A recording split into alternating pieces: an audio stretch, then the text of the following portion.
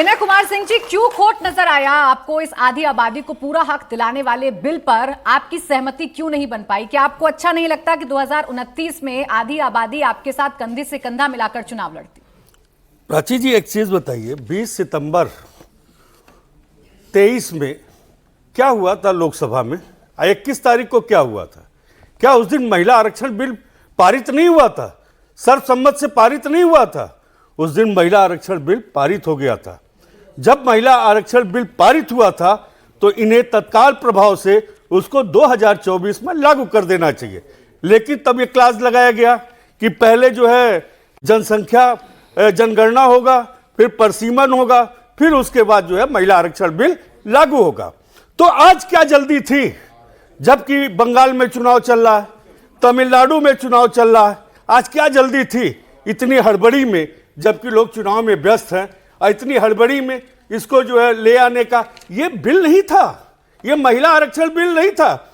इसमें केवल संशोधन करके 334A में संशोधन करके केवल परसीमा जनगणना को हटाने का इनका ये षड्यंत्र था कि जनगणना को फिलहाल के लिए हटा दिया। जब 27 में मार्च में जनगणना पूरी हो जाएगी उसके बाद कर लिए होते, अगर जो ये करना ही था। लेकिन इन्हें महिलाओं से कोई ऐसा नहीं है कि प्रेम है बहुत ज्यादा, महिलाओं के यही तैसी है, ऐसा कुछ नहीं है। ये केवल दिखावा है। महिलाओं के बिल के नाम पर केवल वोट के तरफ इनका ध्यान है और कुछ नहीं है।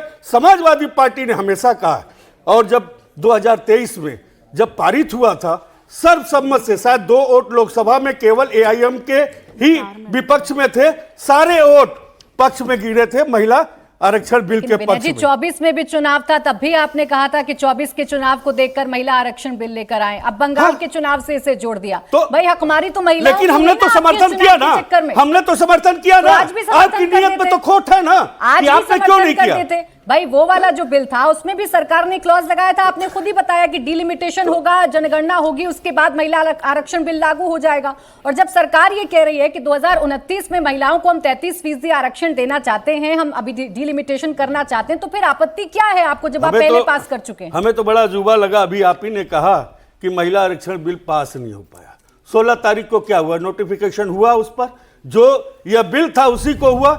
ये जो आपका सदन में जो पेश किया गया था वो क्या था? ये केवल परसीमन के बहाने कहीं न कहीं यह जो है देश को बांटना चाहते हैं, चाहे उत्तर भारत और दक्षिण में इसको तो बांटना चाहते हैं। परिसीमन हो रहा है इस देश में? नहीं, पहले बार तो नहीं हो रहा। हाँ। हम तो कह रहे हैं तो पहले होता था, तो 2001 आज हो रहा है तो देश को बांटने वाला। 2001 में जब अटल बिहारी वाजपेयी जी की सरकार थी तब इसको फ्रीज किया गया था ना। क्या बदल गया? मैं यही पूछ रही हूँ ना आपसे। परिसीमन जब इससे पहले भी देश में होते रहे हैं, तो आज परिसीमन देश को बांटने वाला कैसे हो गया? तो आपने अरुण जेटली जी का स्पीच सुना होगा, उन्होंने भी कहा था जनगणना जब पूरी हो जाएगी 2026 में तब इसको लागू किया जाएगा, क्योंकि जब तक जनगणना नहीं होगी तब तक लोगों की स्थिति स्पष्ट नहीं होगी, कितनी महिलाएं हैं, किस जात के लोग हैं, कितने पुरुष हैं, अब कैसे कर सकते हैं? राधिका खेड़ा जी हमारे साथ आ गई, भारतीय जनता पार्टी की प्रवक्ता। एक बार तालियों के साथ स्वागत कर दीजिए राधिका जी का।